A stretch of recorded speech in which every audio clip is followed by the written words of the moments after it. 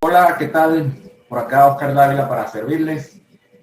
Hoy es marzo 23 del 2021 y como dije, me da mucho gusto saludarles a través de este medio y de esta forma en diferido.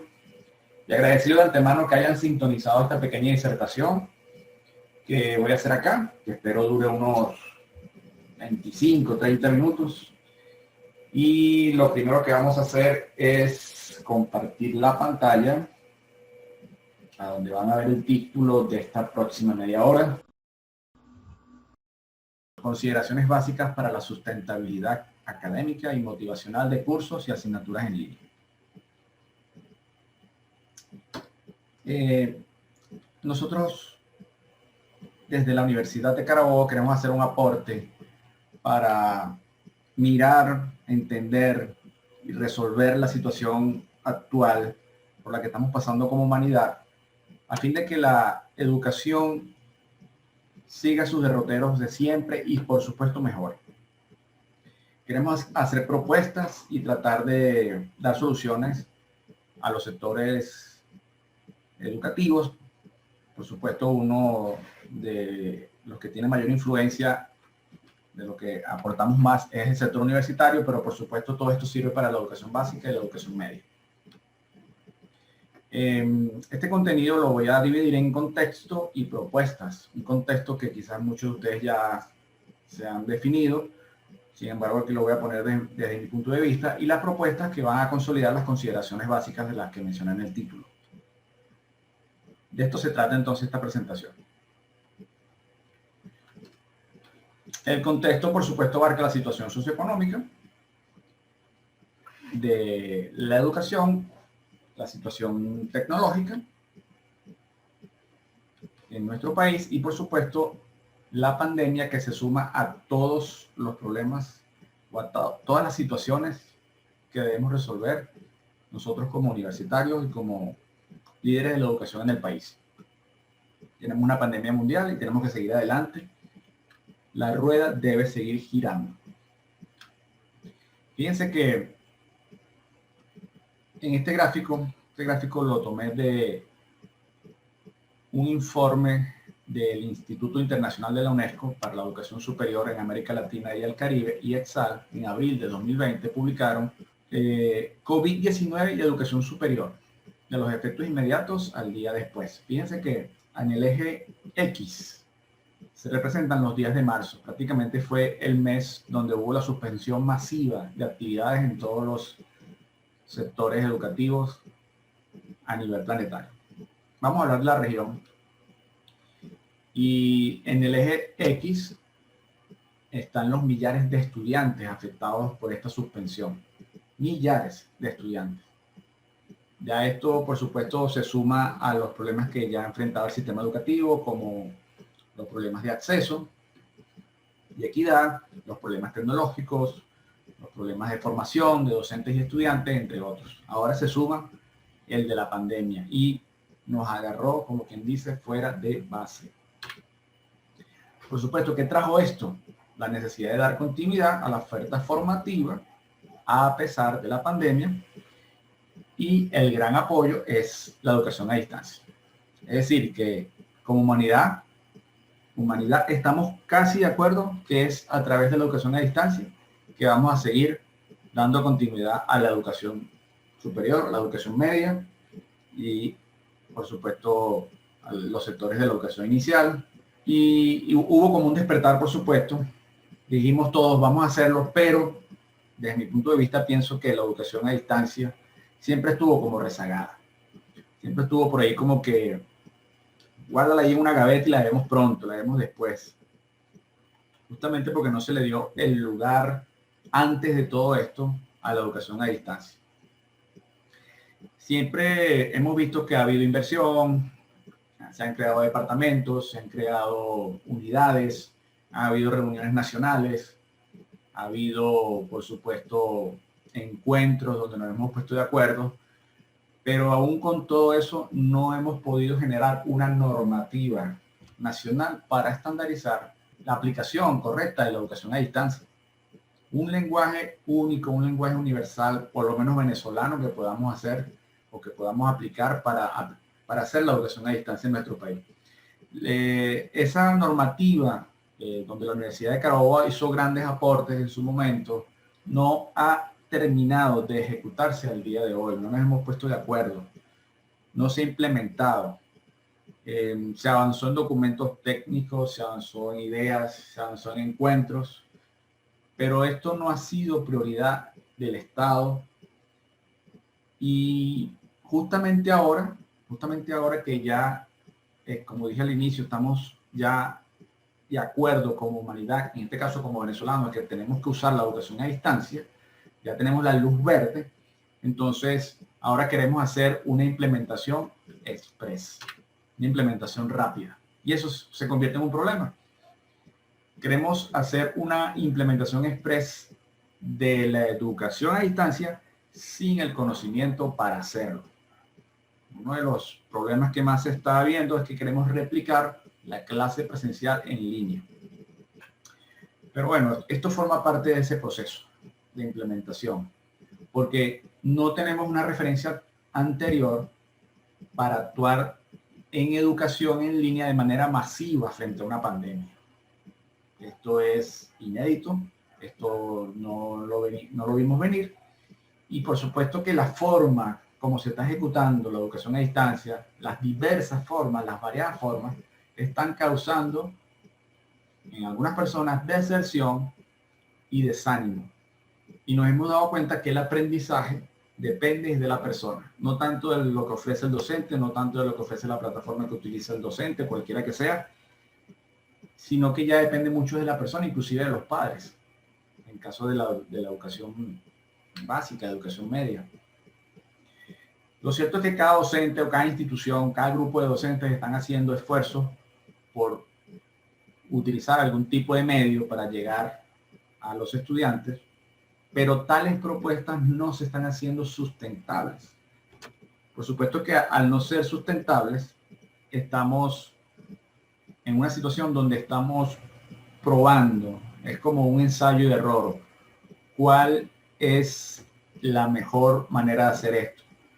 Empezamos con una propuesta, la ejecutamos, vemos que hay deserción, desánimo y terminamos entonces cambiándola por otra, mutando hacia otra propuesta de educación a distancia.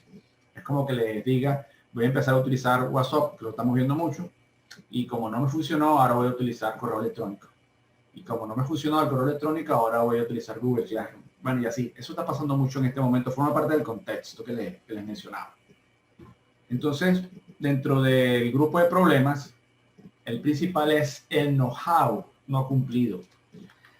Fíjense, un escenario ideal para ejecutar educación a distancia es teniendo un servidor dedicado, virtualizado, compartido, a través de una plataforma de aprendizaje, donde se le pueda llegar a través de una página web, con conexión fluida a la red, donde se coloque al alcance las computadoras y dispositivos, donde la institución coloque al alcance de sus estudiantes todos los dispositivos para conectarse, o por lo menos los que estén en el área de su influencia, donde se haga constantemente formación a docentes, formación a estudiantes. Esta formación no es solamente cómo conectarse, cómo llevar adelante sus estudios en línea, sino de todo tipo de formación, teniendo un equipo académico y técnico formado en educación a distancia, como la Dirección de Tecnología Avanzada, donde he trabajado todo este tiempo, donde se generan actividades electrónicas y activities de aprendizaje, y teniendo una legislación nacional para basarnos en estándares de aplicación de la educación a distancia. Esto lo vemos como el know-how, pero que no se ha cumplido, no se cumple ahorita, pero no se estaba cumpliendo al 100%, por supuesto, antes de toda esta situación. Entonces, uno de los escenarios es que, como les había mencionado inicialmente, queremos replicar las clases presenciales en línea, es decir, repetir el esquema presencial en línea en este momento. Queremos utilizar las tecnologías para seguir haciendo lo que estábamos haciendo presencialmente.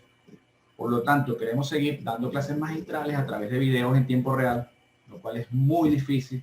Queremos seguir respondiendo a cada pregunta que haga cada estudiante. Eso es controlar todos los escenarios, tener el control de todas las interacciones, y queremos conocer el desenlace de todas las situaciones que se susciten en ese momento que nos estamos conectando con los estudiantes.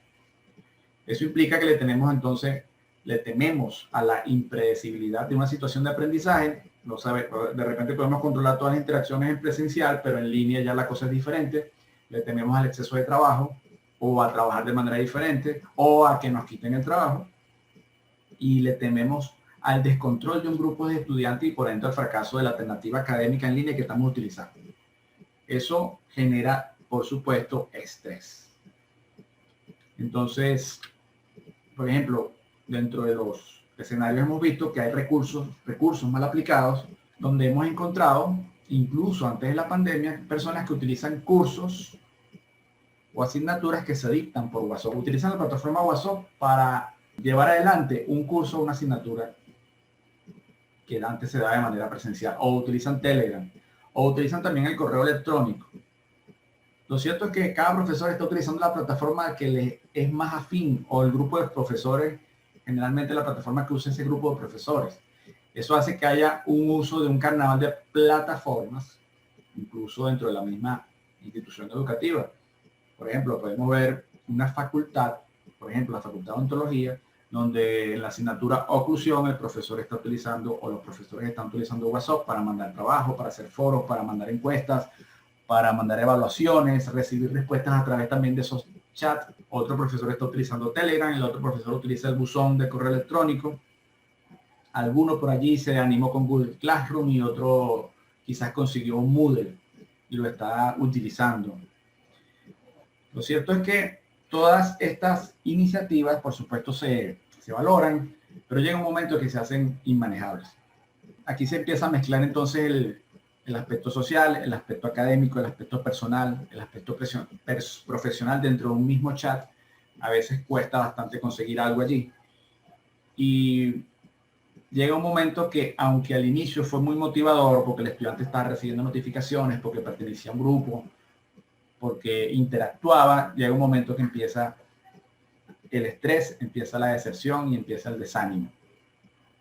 Eso está pasando. Eso lo he visto con mucha frecuencia.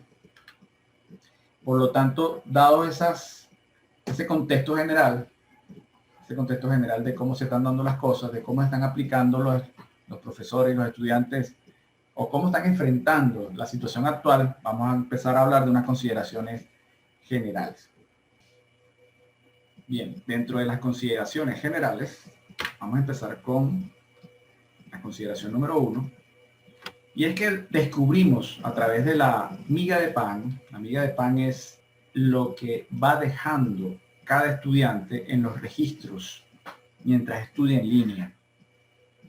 Y eso se va guardando en algo que llamamos Big Data. No solamente la educación a distancia lo utiliza cualquier sistema en línea. Pero nos dimos cuenta a través de esta Big Data que el diseño instruccional no abarca las condiciones impredecibles que se dan en línea.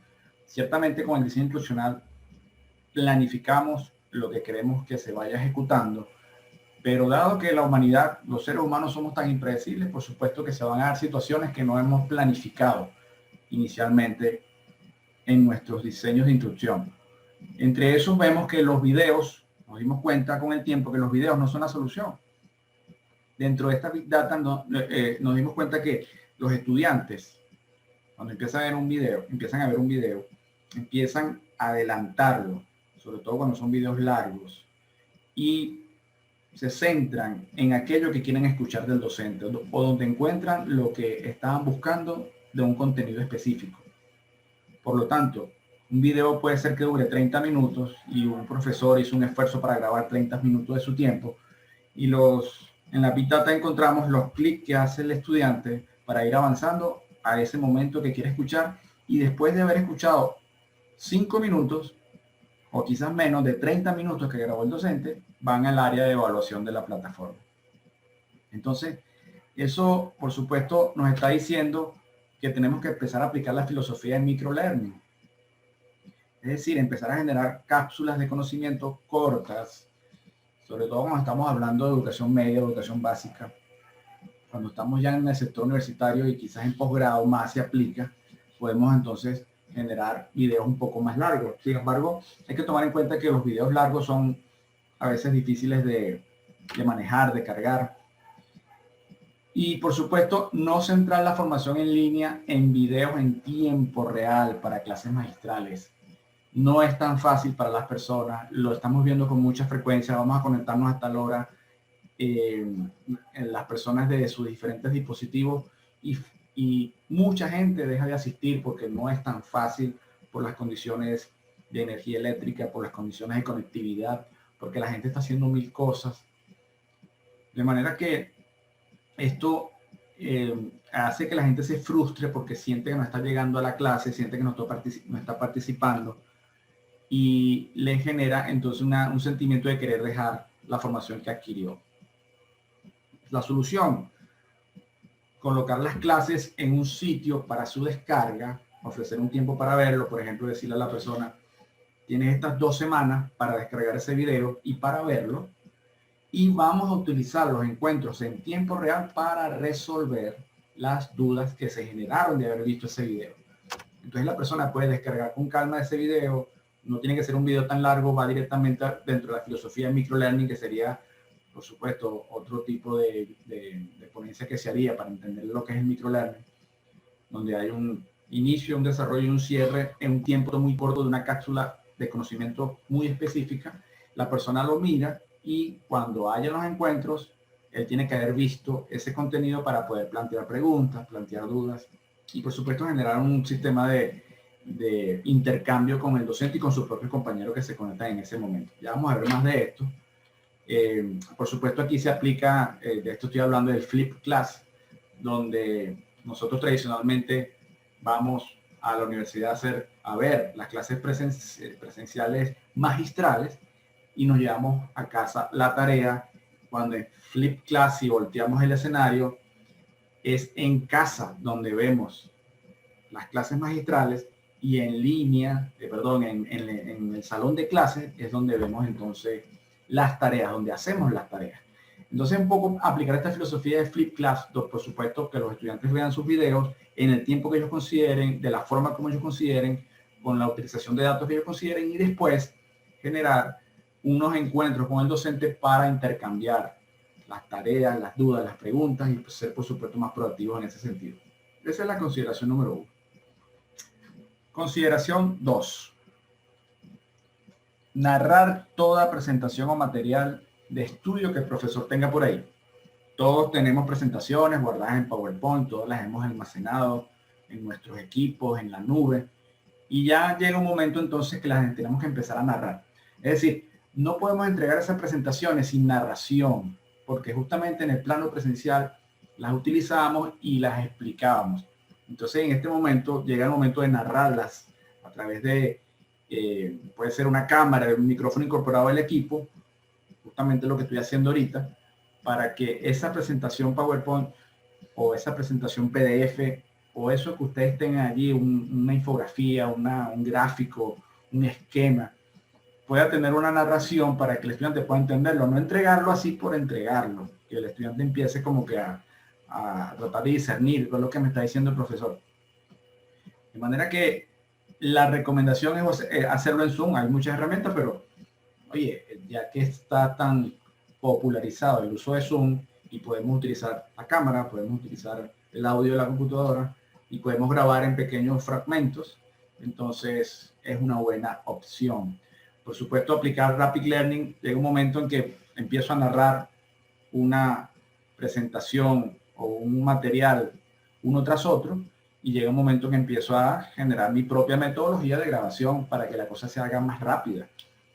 Entonces utilizo la misma retícula de video, utilizo el mismo software, utilizo más o menos el mismo tiempo aplicando la filosofía de microlearning y puedo generar entonces como una pequeña fábrica de creación de contenidos propias del docente, aplicando la filosofía de Rapid Learning, que también implica hacer otra ponencia para ello también. Estos contenidos deben ser portables, tratar por supuesto siempre de que haya un inicio, un desarrollo y un cierre corto por partes, pastillas de contenido, de manera que no se vayan a crear esas presentaciones tan largas que después son muy complicadas de descargar. A ver, ustedes le pueden decir al estudiante, ahí tienes 2 semanas para ver determinado video, pero si ese video pesa 200 megas, 300 megas, el estudiante va a gastar una semana tratando de descargar ese contenido, de manera que se lo podemos colocar por partes, aplicando entonces la filosofía de microlearning para que sean pastillas de contenido.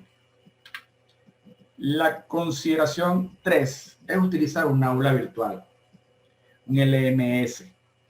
Esto es importante, yo insisto mucho en esto y sé que hace falta un hosting, sé que hace falta un escenario para crearlo, para mantenerlo, y una persona que conozca un poco de esto, pero lo importante de ello es que va a haber espacios para las distintas asignaturas o distintos cursos. Cada asignatura va a tener espacio para cada uno de los temas o módulos. Cada uno de esos módulos va a tener espacio para los materiales de estudio, para los enlaces y las actividades de cada tema. Y se va a proveer al estudiante una barra de progreso. Esto es importante que el estudiante sepa cómo va de todo el escenario de la asignatura o del curso, por dónde va, cuál es su progreso y por supuesto cuál es la calificación que tiene acumulada. Esto le da un sentido de propiedad al momento de que pertenecer a un grupo de formación. Y estos Learning Management System también tienen listas de participantes, se pueden mandar mensajes, entre otras aplicaciones importantes. Se necesita, por supuesto, un hosting. No tiene que ser un hosting dedicado, tampoco un hosting virtualizado, puede ser un hosting compartido que pueda ser cubierto por varios departamentos, que lo provea el Estado, donde nosotros los universitarios podamos utilizarlo con libertad y autonomía. Puede haber un hosting para cada universidad autónoma, para cada universidad privada. Lo cierto es que nosotros en este momento estamos aprovechándonos y estamos sacando el máximo provecho de una alianza que se hizo con el Consulado de Portugal, específicamente con el Instituto Camões, que es el instituto que se encarga de enseñar la lengua portuguesa en todo el planeta. Y ellos tienen justamente un hosting en Portugal, donde nosotros tenemos algunos materiales colocados, tenemos un Moodle, un aula virtual, donde tenemos algunas asignaturas y unos diplomados, justamente productos de esta alianza. ¿Okay? De este contrato que se firmó entre la Universidad de Carabobo y el Consulado de Portugal. Algo así hay que hacer, hay que empezar a hacer sinergia, generar sinergia entre las instituciones para que podamos tener un hosting, un servidor en la nube y podamos entonces colocar allí nuestras aulas virtuales y empecemos entonces a ofrecer esto de manera más organizada, no utilizar tanto las otras plataformas que estamos viendo, sino de una manera más integrada, como lo puede ser un aula virtual. La consideración 4 es apoyarse en otros procesos evaluativos, como la coevaluación o la autoevaluación, ya que en educación a distancia los escenarios cambian y justamente en presencia, en la presencialidad, el docente se encargaba de toda la evaluación y justamente había también docentes que aplicaban coevaluación, autoevaluación, todo ese tipo de formatos, pero en línea es más que necesario, es imprescindible que no toda la carga esté sobre el docente, de manera que se pueden generar evaluaciones donde los grupos puedan coevaluarse, pero hacer mucho énfasis en la autoevaluación. Por supuesto que esto da mucha tela que cortar, muchas preguntas, ¿cómo lo hago? ¿Por dónde empiezo? ¿Cómo sé si la persona está aprendiendo? Y esto es realmente otro tema. Pero tenemos que empezar a considerarlo, por eso se llama consideración, a considerarlo para empezar a trabajar con esto, porque la carga de trabajo en el docente en línea se puede duplicar, se puede triplicar. Para ello entonces se pueden buscar preparadores o a los mejores estudiantes que colaboren con las evaluaciones y entonces empezar a darle más protagonismo al estudiante, que sea el docente quien se encargue de todas las interacciones, de todas las evaluaciones, de quien diga qué está correcto y qué no, qué está correcto y qué no está correcto. Entonces, esto también implica hacer un cambio en la filosofía docente, porque en línea las cosas se tienen que dar de manera diferente. Dentro de la consideración número 5 está el diseñar actividades que impliquen retos personales. Y cuando hablo de retos personales implica que el estudiante sienta que está avanzando conforme a los logros que va obteniendo en una asignatura, en un curso. Entonces él sabe que en la medida que va obteniendo logros y el nivel que obtuvo en ese logro, va a obtener ciertas cosas dentro del aula virtual. Lo más básico sería el avanzar hacia los niveles superiores de un curso, hacia los módulos superiores de una asignatura, en la medida que vaya obteniendo calificaciones. Eso es retarlo. Por supuesto, también hacer retos colectivos. Aquí entra el concepto de gamification o ludificación, para que las actividades se hagan de manera divertida, puede ser el término, pero en todo caso también sean retadoras.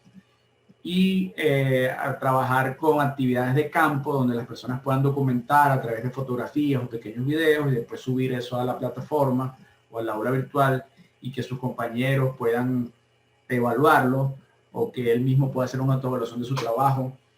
Dentro de esta plataforma también es importante que incorporemos crucigramas, sopas de letras. Moodle trae todo esto y es muy fácil de diseñar.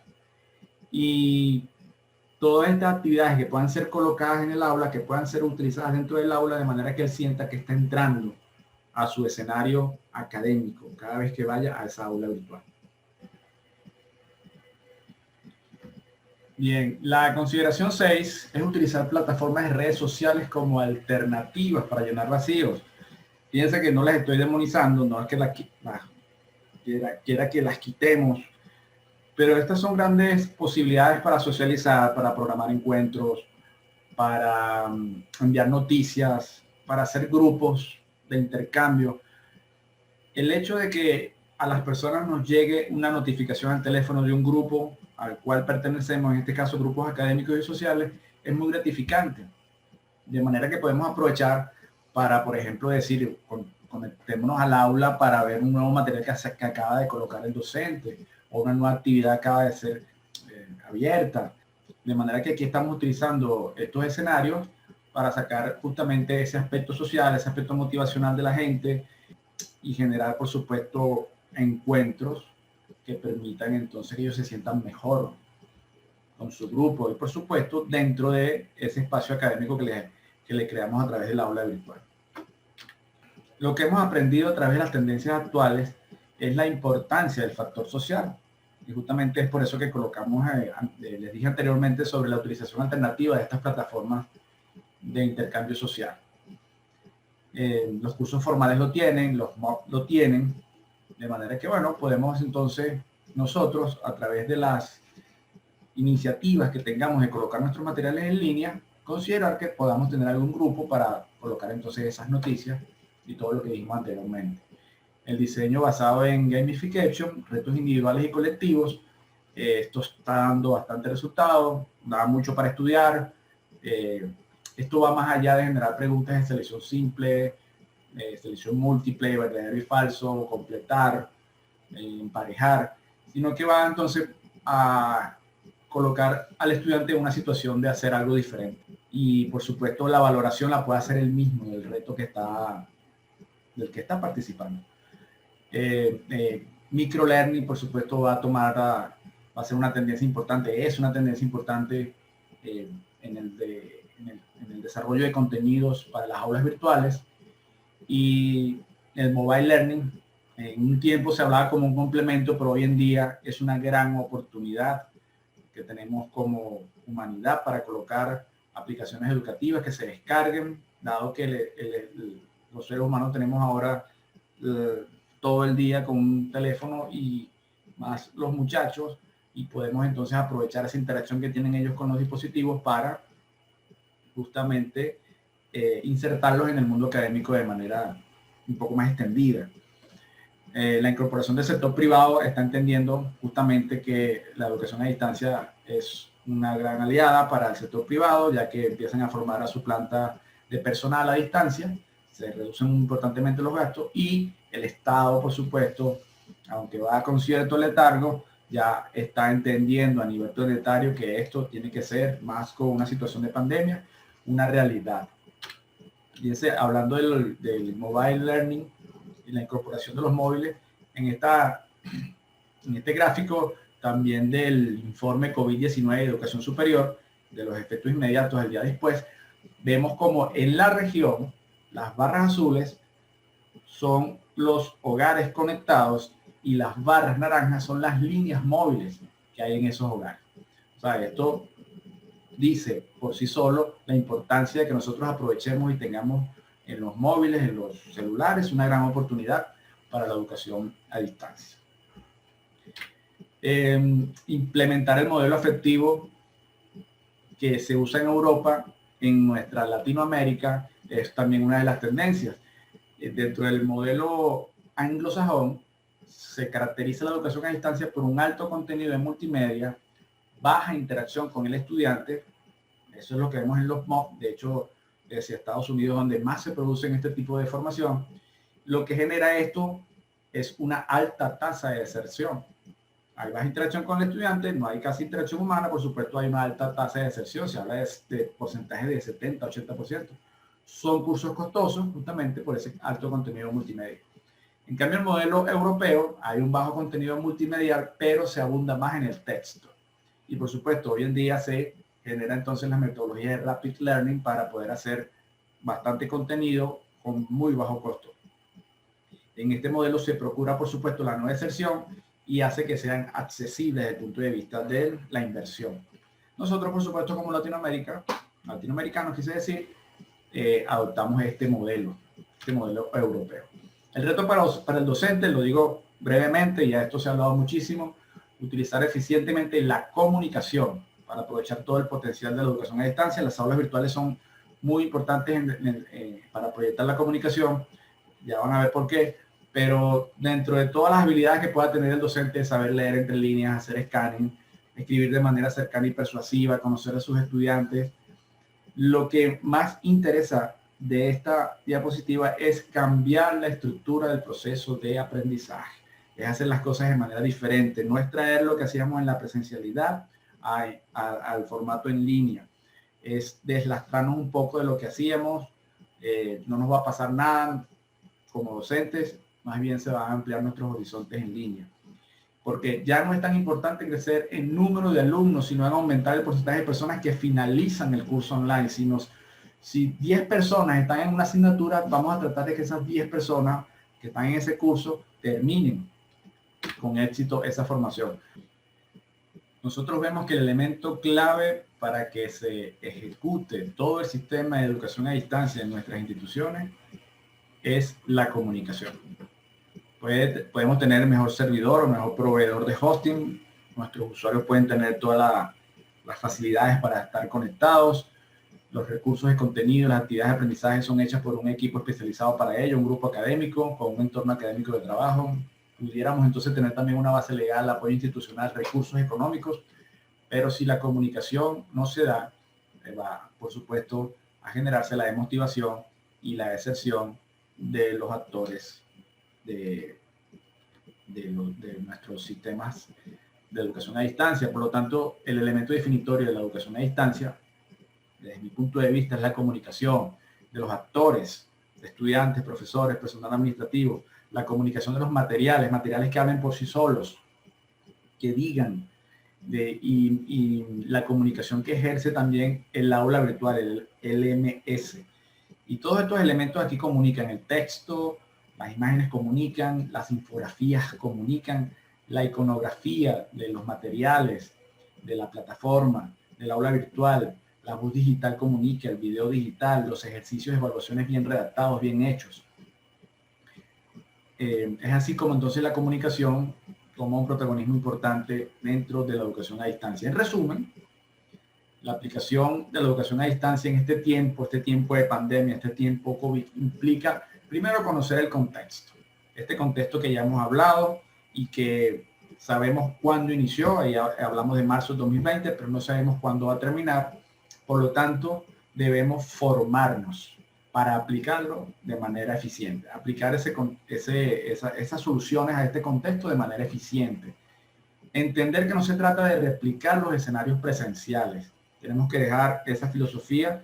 Los escenarios presenciales van a seguir existiendo y van a seguir con su modelo y su dinámica, pero el escenario en línea no tiene que ser como el presencial. No insistamos entonces en hacer clases magistrales para que las personas se conecten en línea y no insistamos en utilizar plataformas que son para otros escenarios. tenemos que promover la autonomía del estudiante aunque nos cueste. En estos momentos es el estudiante donde debe empezar desde pequeño a aprender a tener autonomía en sus estudios. Cuando llega al sector universitario, ya es un estudiante autónomo que decide qué estudiar, cuándo estudiar, cómo lo va a estudiar, qué presentar. Y nosotros debemos entonces aceptar esas realidades. Y por supuesto, prepararnos para escenarios como este o peores. Ya sabemos entonces, si superamos esta pandemia, podrán venir otras pandemias y el sistema de educación va a seguir rodando, la rueda va a seguir girando. Entonces aquí les voy a dejar unos contactos míos para que sigamos, por supuesto, comunicándonos. Hablamos de la comunicación como algo importante y como definitorio de la educación. Y bueno, por aquí tienen algunas formas de comunicarse conmigo. Bueno, muchísimas gracias por haber visto esta presentación que termina justo aquí. Y para mí fue muy gratificante hacer este aporte al Plan de Formación Docente 2021, el Plan de Formación Docente Quédate en Casa. Y bueno, también va a ser muy gratificante recibir preguntas, si las tienen, algún comentario después que hayan visto el video. Y que si nos ponen algún medio para contactarnos, entonces estaré siempre a la hora.